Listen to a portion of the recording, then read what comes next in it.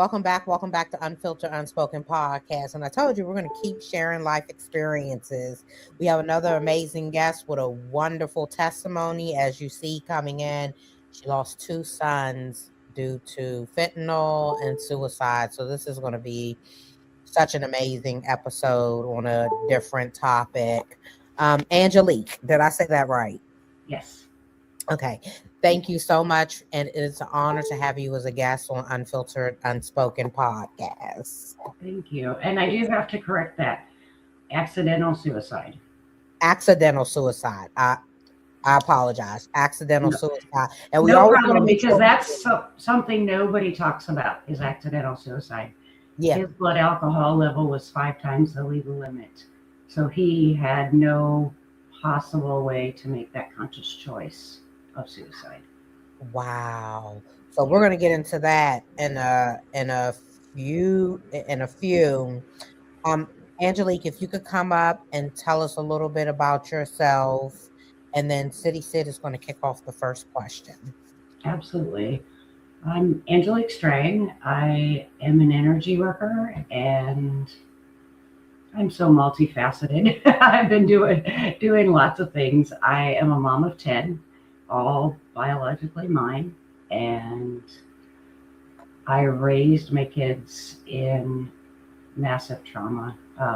3 marriages and 30 years of domestic violence and abuse.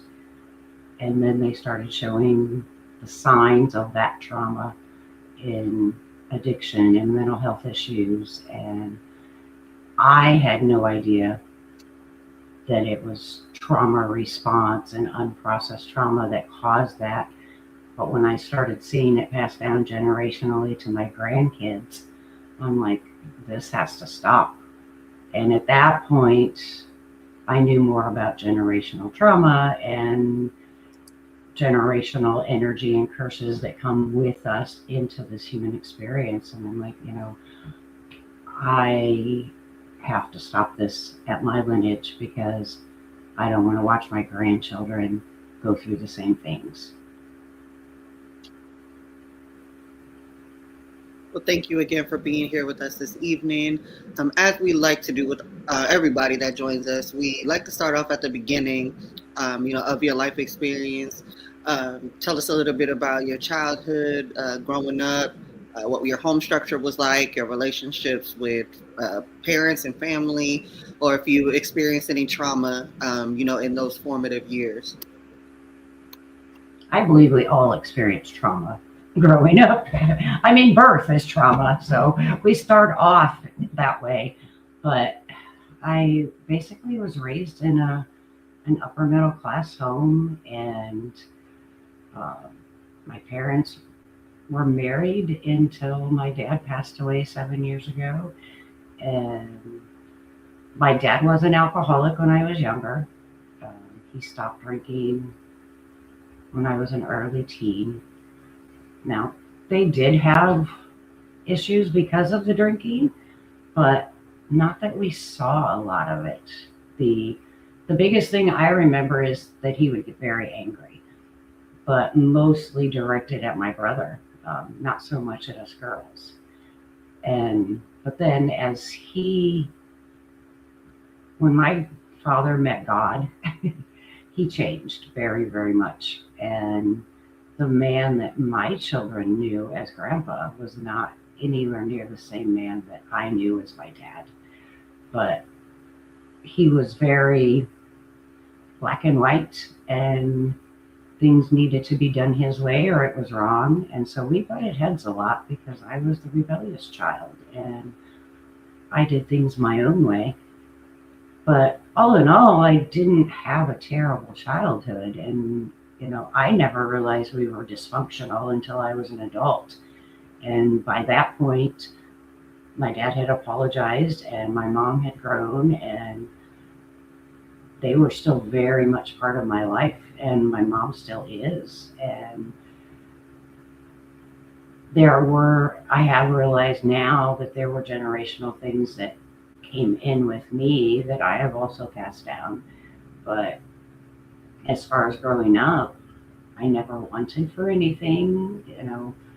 I just butted heads with my dad a lot, and I wanted out of his house very young, so I intentionally got pregnant at 16 and got married and had my first child at 17.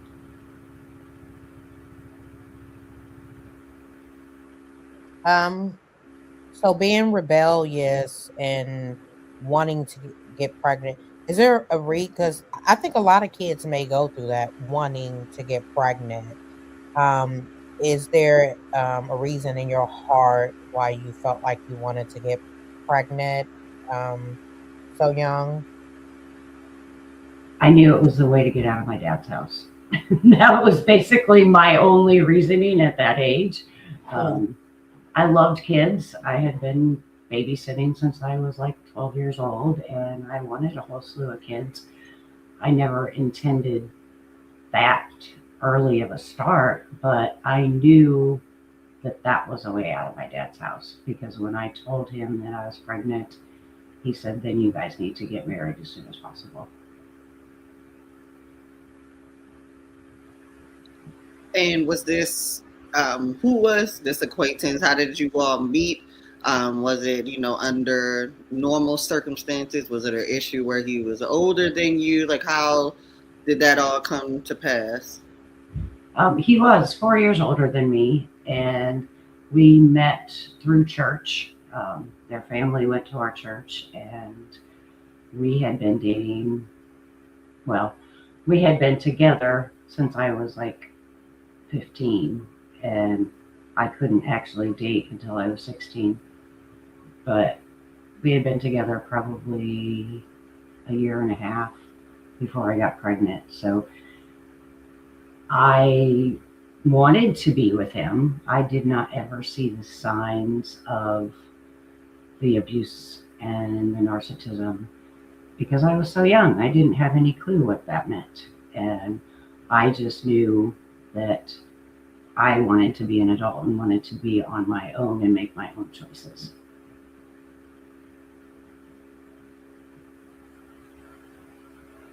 So, being so young, did you feel like the marriage was forced? Did your first husband feel like it was forced? And did it cause any issues within the marriage getting married so young? I don't think either one of us ever felt it was forced. That's what we wanted. We wanted to get married, and we knew that there was no way at 16 that my parents would allow that unless I was pregnant. And I don't think that caused any of our problems. My parents were still very much part of our lives. And my oldest son, well, my two oldest, they were only 2 years apart. They never knew what a babysitter was except for my parents and his parents. So they were a large part of our lives.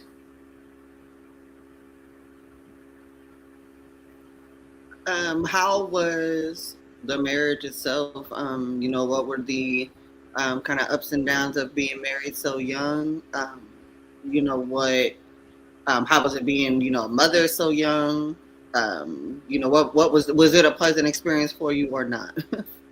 I loved being a mom, and I grew up really fast, obviously, and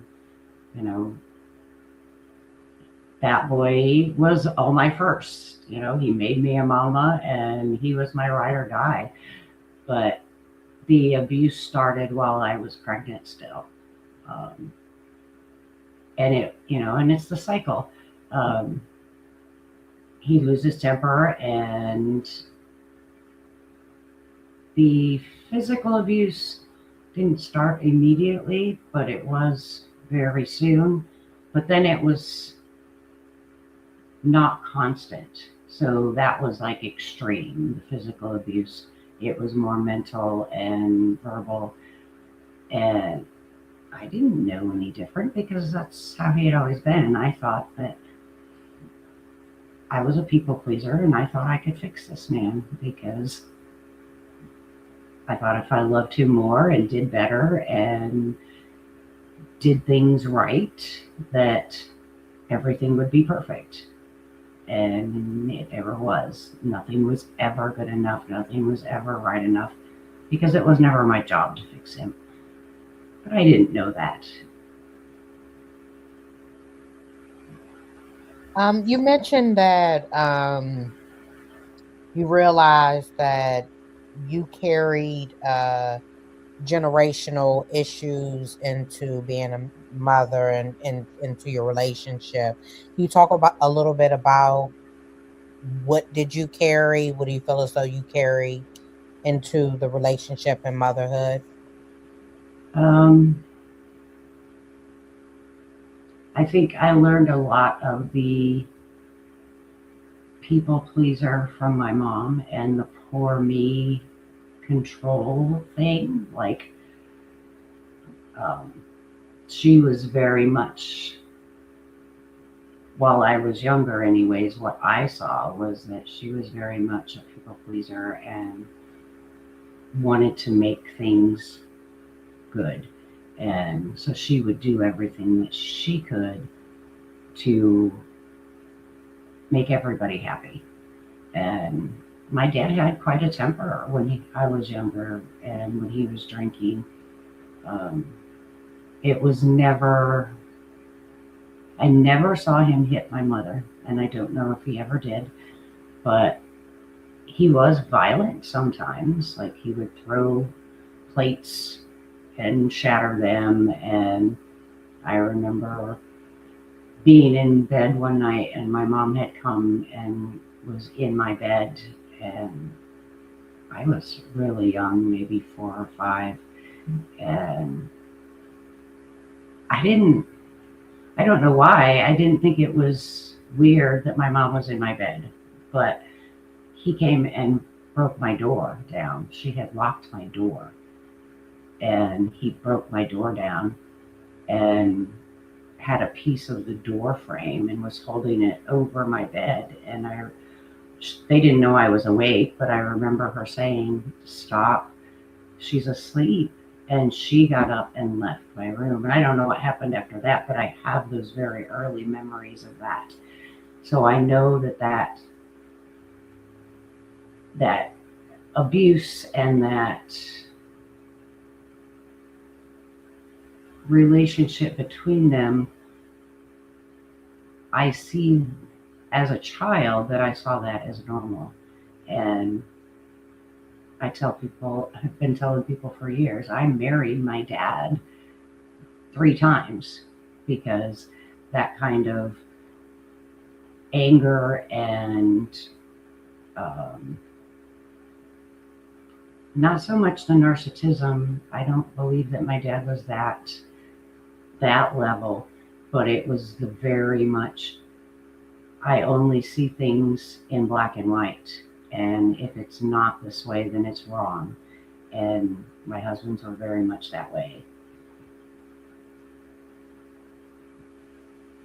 At what point, did you realize that it wasn't the situation for you? Was it a certain, specific moment, significant or a specific moment, or sometimes you just have that random realization that this isn't it?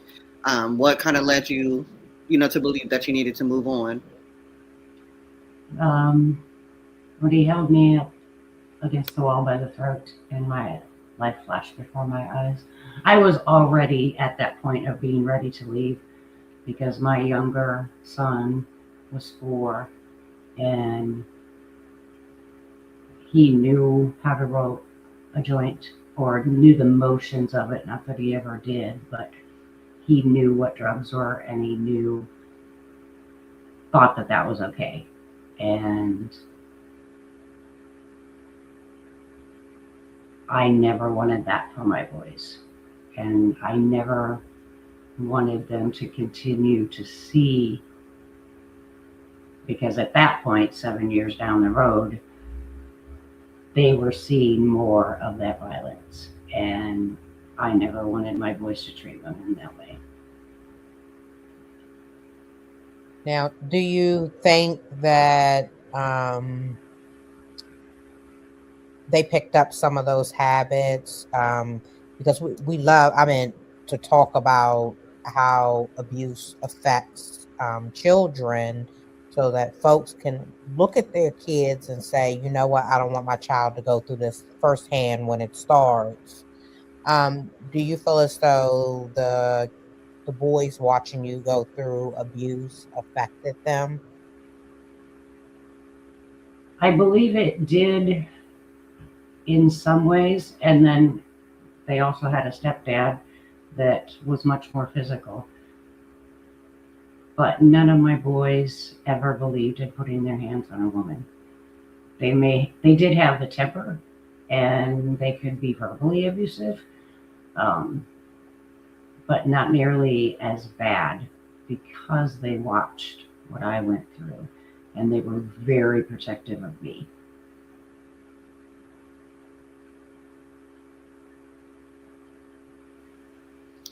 Um, how you met him at church? You said how I guess involved were you guys? In the marriage. Was the church kind of the source of confirmation as to how he was acting? Um, and how strongly did you kind of follow those morals you were raised to believe? Um, we actually moved out of state while I was still pregnant. My oldest son was born in Atlanta, Georgia. So we were there for not quite a year. And when we moved back to Indiana, I don't think we were involved much with the church then. Um, I was still I probably did take the boys when they were young on like Sunday morning, but I wasn't super involved like I had been as a teenager, and he wasn't at all.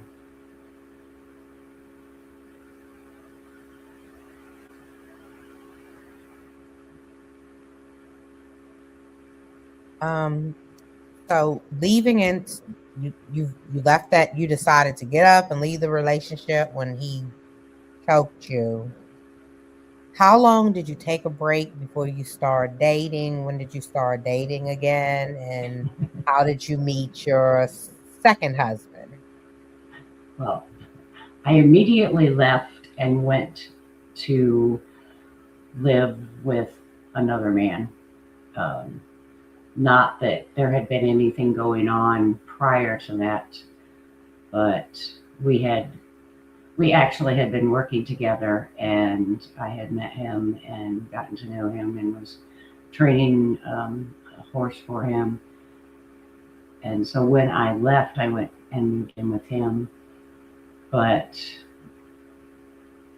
he was even worse. But I recognized it. It's so weird because I recognized it immediately because it was such a contrast that um, he was extremely violent, and um, he was on a lot of meds, on psych meds and pain meds and things that I never knew about. And um, when I moved in with him, I was going to college at the time, and it was like an hour and a half away. And I told him, I said, I can't do this. I'm not going to drop out of school. And so I was only there a couple of weeks and found my own place closer to college. And then that man stopped me and was just psychotic. And I actually had to, I was staying with family and friends for a little while before I found my own place. And I had to keep moving around because he was stalking me. And I moved an hour away so that he would not know where I was. Gosh. Um, were you think just kind of choosing based on familiarity, or maybe just out of survival or getting out of your old situation? What kind of led you here, do you believe, or what feelings did you have to I guess that made you believe that things could work out in this situation? Well, I knew really quickly with him. I did not stay and just completely, basically disappeared. And so that was only a really short time. I stayed with him for like 2 weeks and then moved out. And I knew immediately that I was never going to have contact with him again, especially he actually ran me off the road in my car with my boys in the car.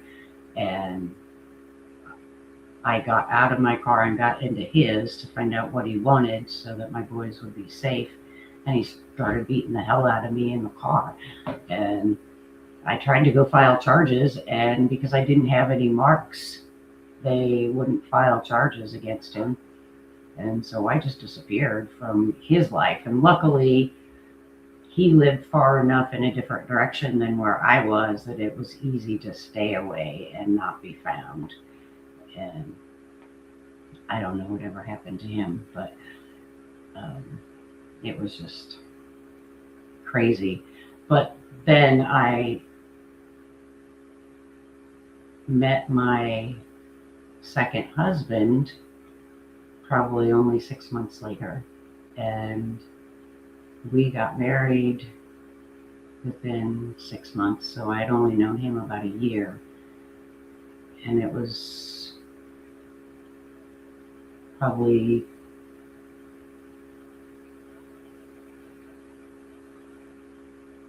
just over a year since I had left my first husband.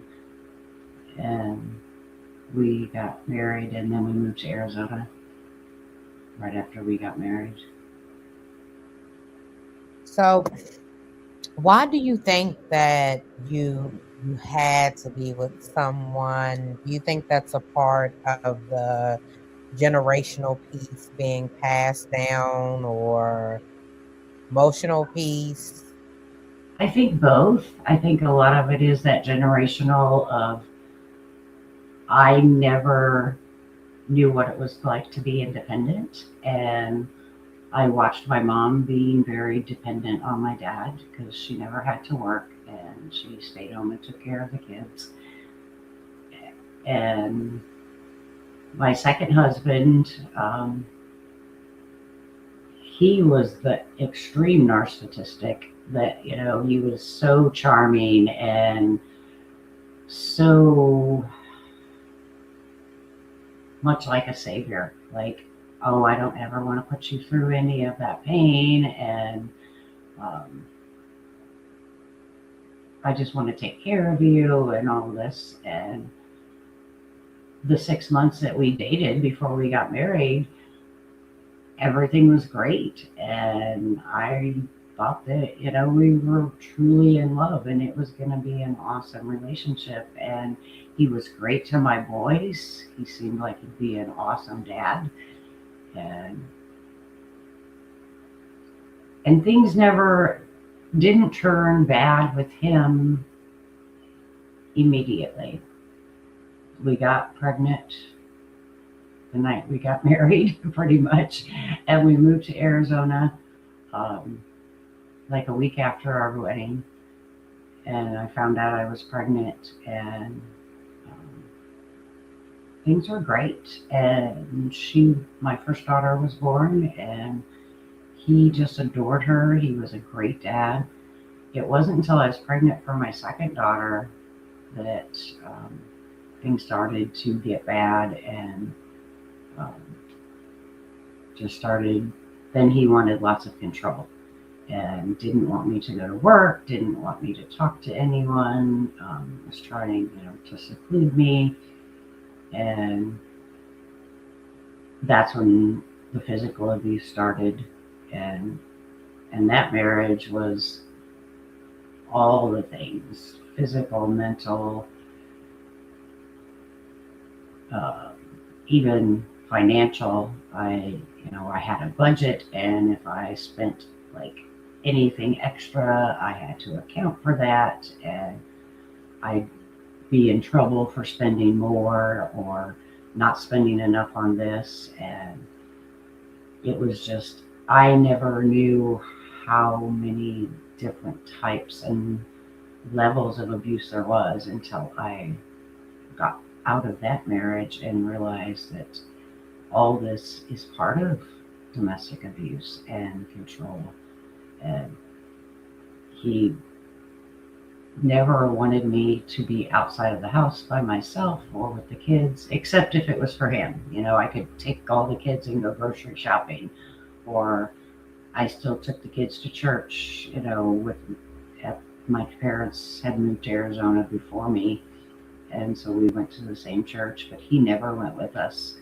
And that was an issue also because he was raised Catholic and I was raised Holy Roller, non-denominational, spirit-filled, and he didn't like it then that I was raising his kids in that environment. But he didn't go to church at all.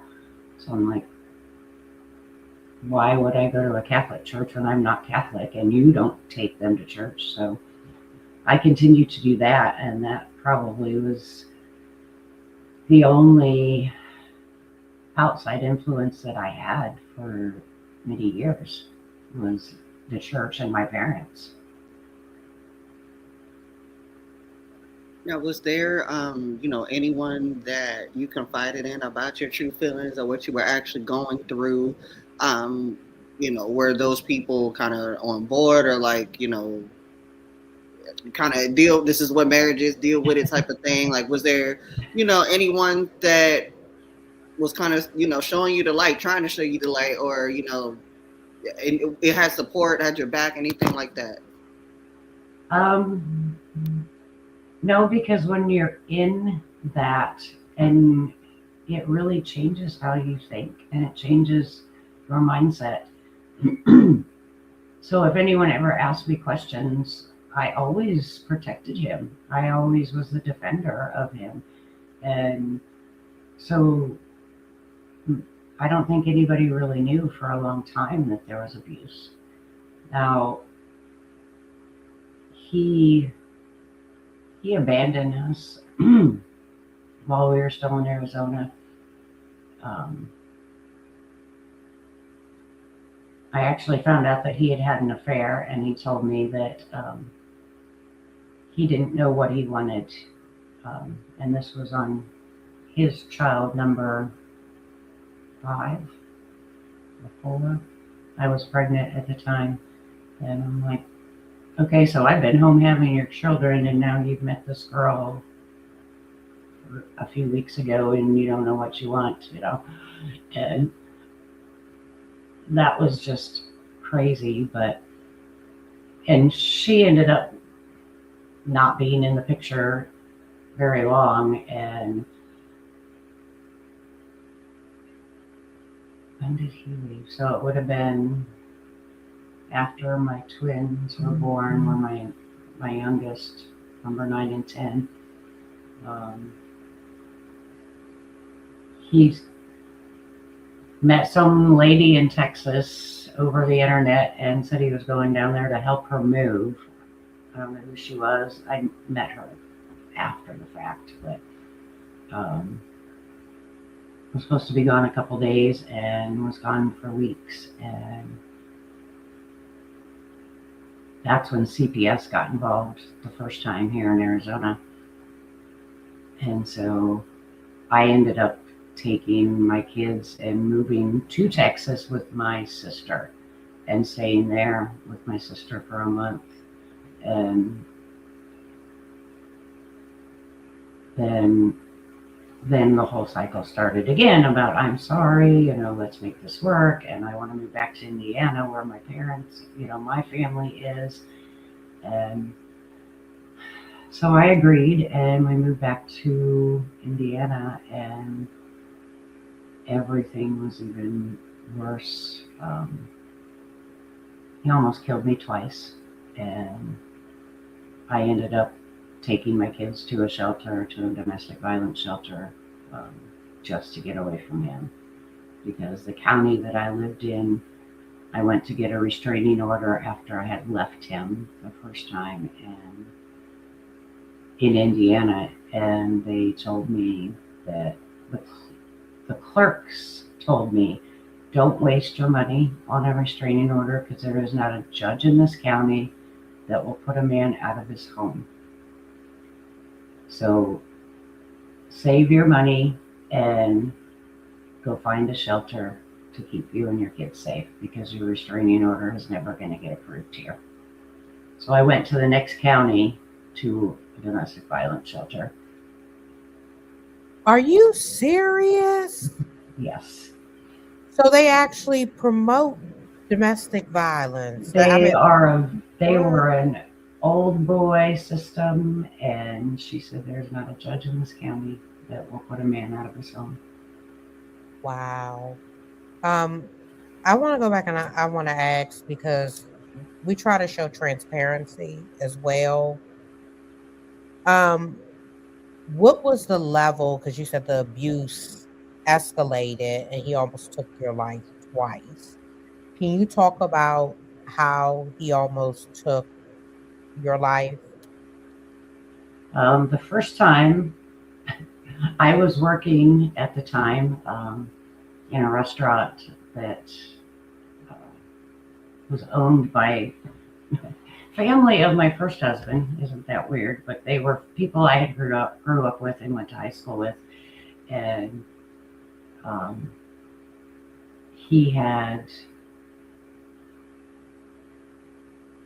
had been working. It was Father's Day, and I had been working, and he came. It was a restaurant and bar, so the dining room was separate from the bar, and I was the cook. And so he had come to the bar that night and was waiting for me to get off work. And so when I got off work, I went over, and he had already been drinking, and we're just sitting there. And I didn't plan on us staying. He was just coming to pick me up from work, as far as I knew. But he had already been drinking, and he started. This girl had sat down next to him on the other side, and he started talking to her, and was flirting with this girl right beside me. And then the guy that she was with came over and started talking, and realized that he was somebody I knew from like 10 years before. So we're all like, they're like, we're shooting pool in the back, come shoot pool with us. So we go back there and shoot pool, and my husband realized that I knew this guy, and I hadn't seen this guy in like 10 years, but we had gone out on like 2 dates, and it was just a few months before I had met my husband, and I hadn't talked to him or seen him since, and he just flipped out and just like disappeared. Like we thought he went to the bathroom, and then he just never came back. And so they were getting ready to leave, and I went out, followed them out to see where he was, because I couldn't find him. And his truck was still in the parking lot, but he was nowhere around. Nobody knew where he went. Nobody had seen him. So they were getting in their vehicle, and they were like, do you need a ride home? Because it was cold, it was raining, and I was like, no, I'll just wait around and see, what happened, because I wasn't even allowed to have keys to his truck.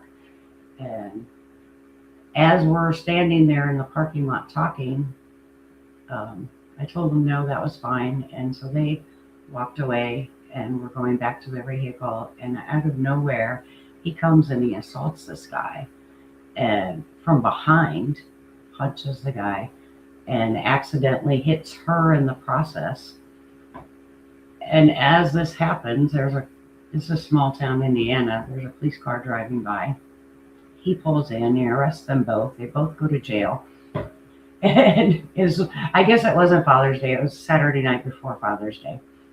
And so here I am, stuck at the place I have only been working for like 2 weeks, and I have no keys to the truck because I asked the officer, I said, can you have him give me the keys so I can drive home? And he refused to give me the keys to get in his truck or into my house. And so I went back in the bar and I was sitting there, and this was the first time I had met the bartender, and he's like, I'll give you a ride home if you don't have any way to get home as soon as, we close. And so he took me home and he said, are you able to get in? I'm like, yeah, there's a window that I can get in. So I got in, and the rest of that night he was calling me collect from the jail like every 5 minutes and screaming in the phone and accusing me of cheating on him with this bartender that I just met because he had given me a ride home. And so I told him, I said, your stuff will be packed when you get out. And I don't remember. I had no way to go pick him up because I didn't have keys to his truck. But I packed all of the stuff, and that's when he just went completely off the rails. And that night that he got back, he came in. I was in bed, and he flipped the mattress and threw me out of the bed. And it was just constant, He hadn't, I don't think he ever punched me then, because typically when he hit me, he would do it where it wouldn't leave visible marks. Like I have a dent in my thigh still to this day, where he would punch me in the thigh because it was somewhere that didn't show, and he would hit me in the head because you can't see bruises through hair. But that night he ripped the phone out of the wall so I couldn't call 911. He also took me by the throat and had me against the wall.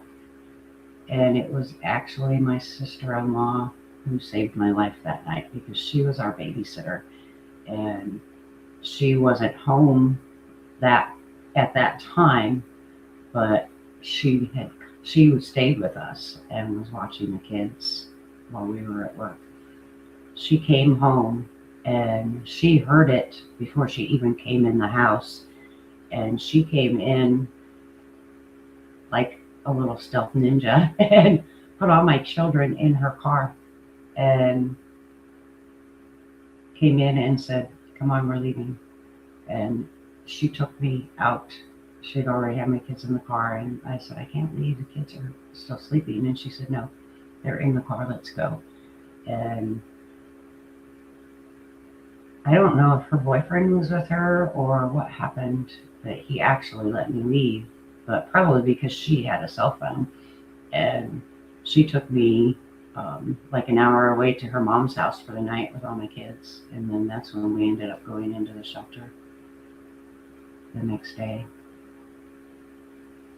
So what was the kind of general consensus of your family, with your mom and sister, getting you safe? Were they the ones that kind of pushed you to go into the shelter, or, let you know it was okay to do so?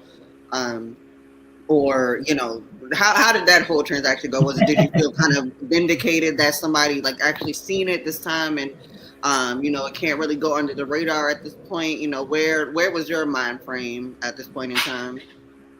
I just needed to get my kids to safety at that point because I knew that it was continuously getting worse, and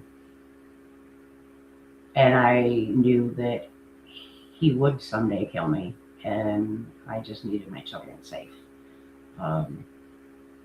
I just had nowhere to go, and I knew that he would never stop trying to find us. And the next day she took me back to the house. I think he might have gotten arrested again that night, or or maybe he just stayed away because he knew that she had witnessed it. I don't know.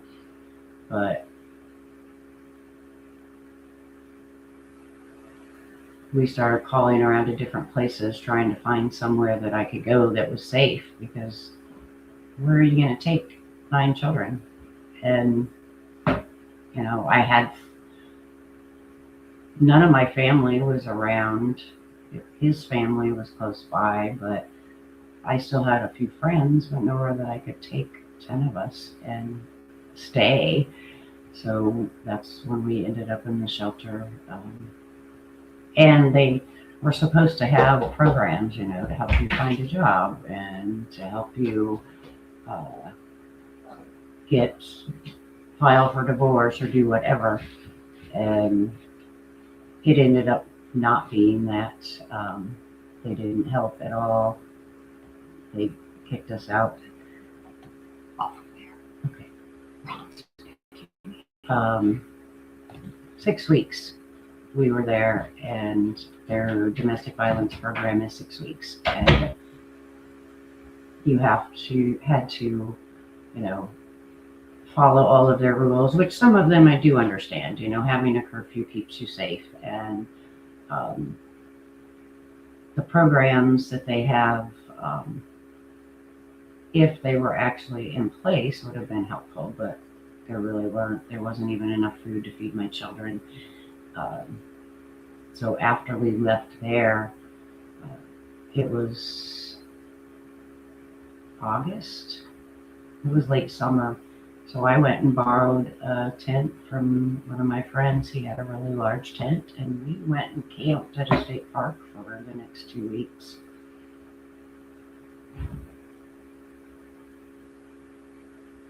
Wow. Did he eventually leave you alone? How did getting a divorce go? Did he give you complications? Yeah, it was a constant battle. He continued. Actually, I had the bartender that I met that night, and he and I became friends because I still had been working there. And him and my sister-in-law that came and saved us, they would not let me come back into the county, into that town, without letting them know, so that one of them could be with me and the children anytime I was there. And then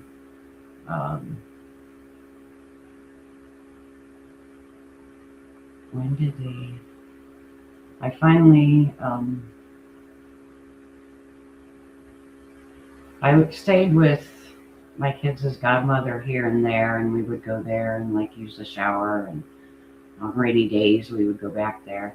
But I had found a mobile home to buy on land contract, or on, buy rent to own.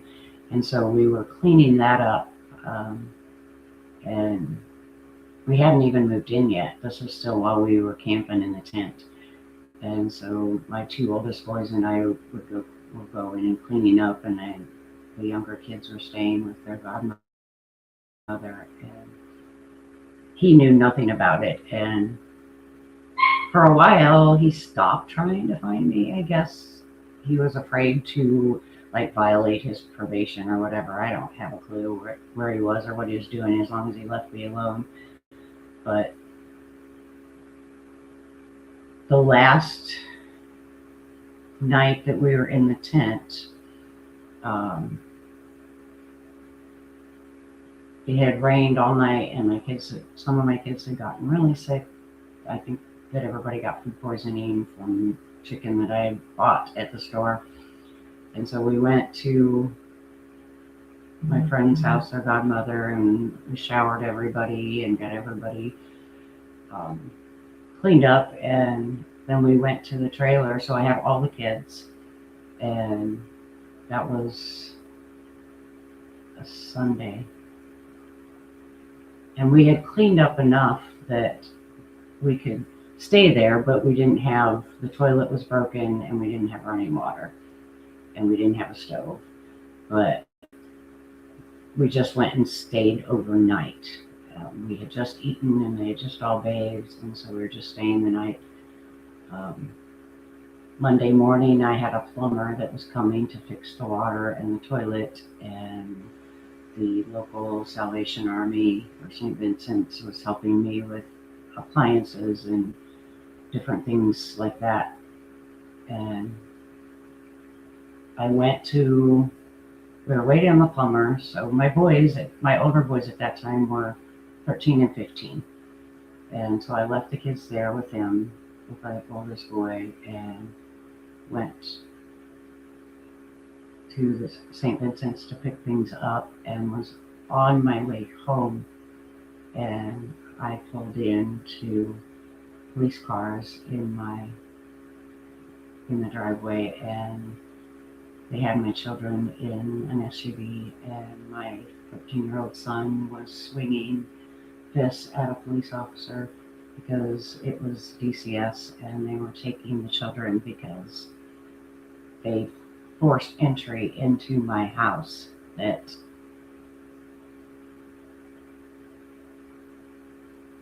we hadn't even been living in. We had spent that one night there.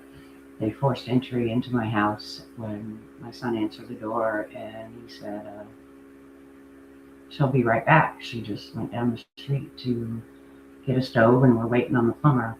And by the time I got back, they already had my kids in the cars. And I had to actually restrain my 13-year-old son and put him in the vehicle for them to remove them. And that was crazy. That was probably the worst day of my life until I lost a child.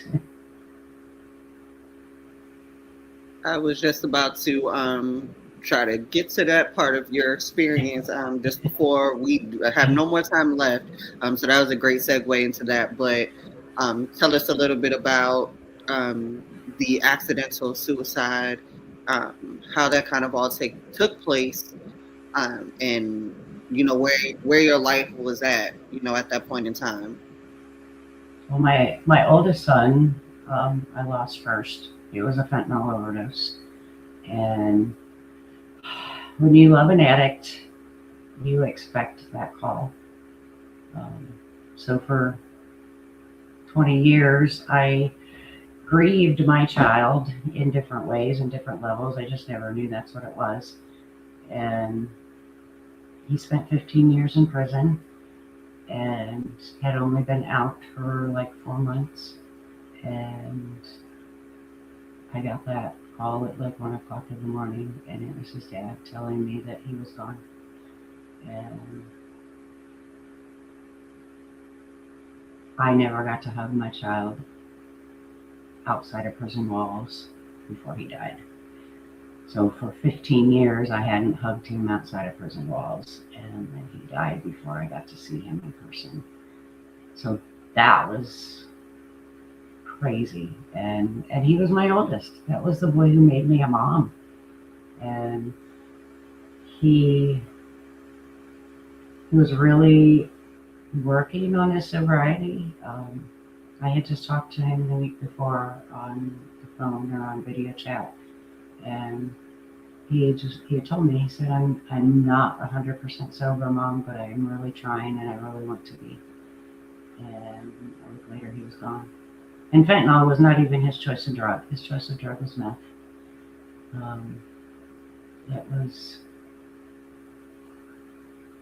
It was devastating. I mean, you can't even explain what it is to lose a child. I still don't even, and it's been just over 2 years, I still don't remember everything that happened in that month, because I drove back to Indiana. We had his celebration of life, and I was there a couple weeks, and then I started getting sick, and I drove home. I drove home in 2 days, and got home late Friday night. Drove myself to the hospital on Saturday morning, and I had bilateral pneumonia and spent 10 days in the hospital. And so that was a really, really, really crazy time. So I got out of the hospital early in November, and almost lost my younger son that first week of November. He had a really bad car accident, and nobody knows how he walked away from it, but he did. And he does have a TBI, but he is still alive, and that was crazy. There was lots of crazy, still traumatic events, and he had been drinking, but wasn't like drunk. And he just fell asleep driving home and completely demolished his truck. And also, in that meantime, my middle son started spiraling. He had been almost 4 years alcohol sober, and had been doing really, really good until just a few months before his brother died. His wife had started talking to my oldest daughter and said, there's things going on, and I don't know. We thought he was having a mental health break, and he wouldn't talk to anybody. He was doing counseling with one pastor at his church, and but things were just weird off. And we found out later on, after he lost his brother, he really spiraled and started drinking again. And he didn't know how to process the grief. And when he started drinking again, he became really controlling and violent. And his wife had to file for divorce, and we told her, you need to file for a no contact order, because in that state, she wasn't safe. And he adored her and loved her, and he was not violent at all sober. But in the state that he was in, with the grief and drinking again heavily, and his sisters ended up getting him into a psych hold 3 different times in a month. And they bring you in and they do the mental health assessment, and they put you on drugs, and they hold you for 48 to 72 hours, and then they give you a list of resources until you to go find help. And that's all they do. And he did end up going this last time that he went in for the psych eval. He did end up going into the rehab program afterwards for a couple weeks. But he got kicked out in 2 weeks because he was really smart, and he knew what words he could say that would get him kicked out, because he didn't want to be there. And the only reason he was there was because he was on probation, and he was getting towards the end of his probation, and he got himself kicked out. And so he ended up coming out here to stay with me at the end of December 2 years ago. 2 years ago. And found out that he had been doing cocaine for the last year or year and a half, and nobody knew, because none of us knew what it looked like, because my older boys, their choice of drug was meth. So we knew that in and out for many years. But the symptoms of cocaine use and the symptoms of bipolar are almost identical.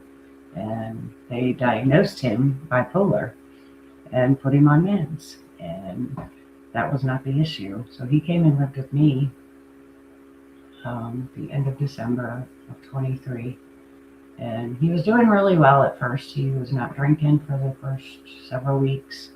And we are a legal marijuana state, so he was responsibly using marijuana rather than the meds that they gave him, because he told me, he said, I said, are you taking them? Does the anxiety meds help you? He said, no. He said, I can't feel anything. It makes me numb. I can't even cry. I said, well, I can't argue with that, and I can't force you to take them. You're an adult. And if the marijuana helps and it allows you to feel so that you can process, then I'd much rather you do that. And but then he started drinking, and he just could never find his way out of that darkness. He had so much anger and so much guilt, guilt about his brother, guilt about his wife, and he was just so broken. He could never find his way out of that darkness. But we had 6 months together, and that was such a gift, and he taught me so much. And I got to know him in a way as an adult that I had never had the chance to before. And he told me many times, he said, I don't want to die, but I don't want to live in the state that I'm in. And he really did want to come back from it, but he just couldn't find the right way to ask for help, and he couldn't see that light at the end of the road. So one night I got a knock on my door, and it was one of his friends. He said he just got hit by a truck, and told me it was a tow truck or a semi truck or something. I'm totally freaking out.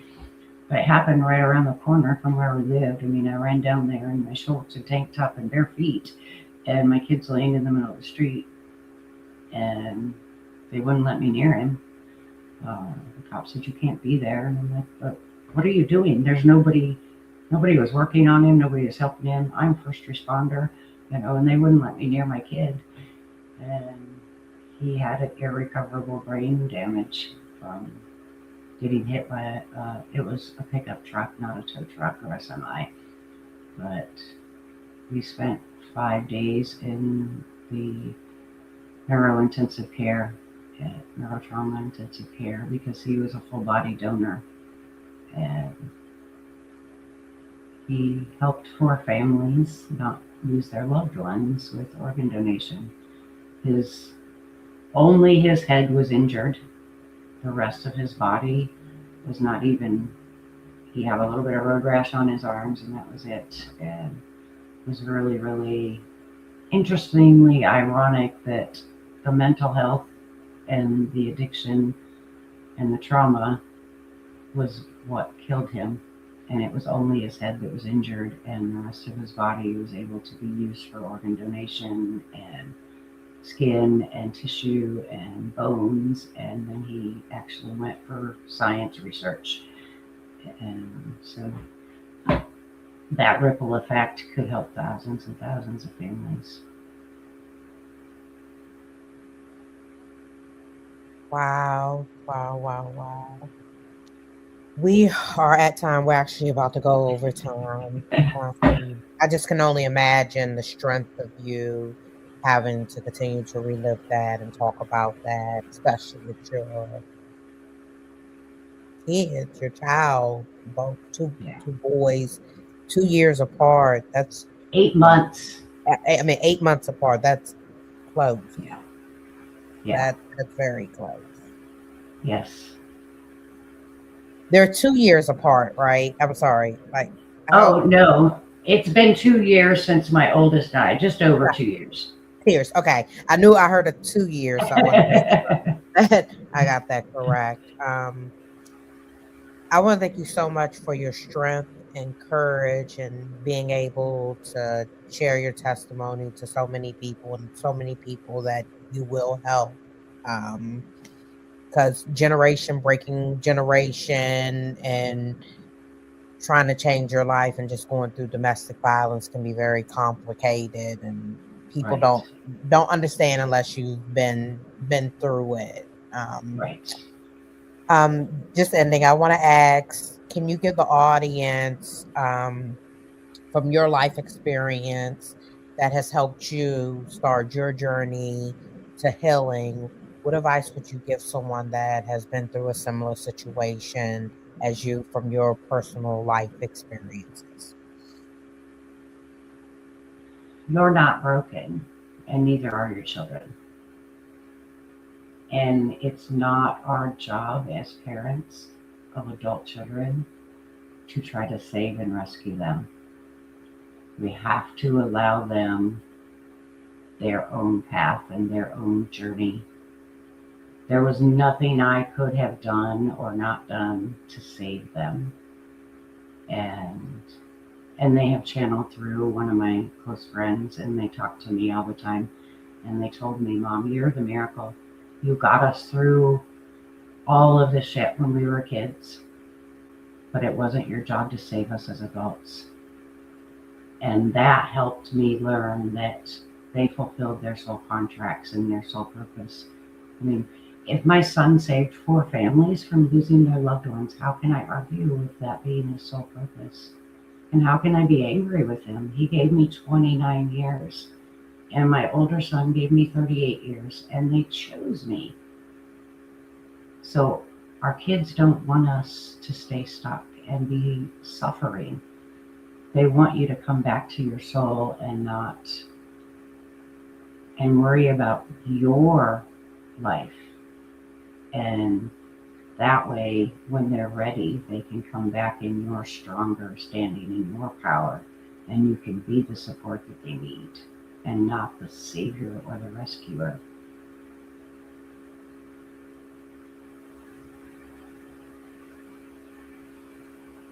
Definitely a powerful,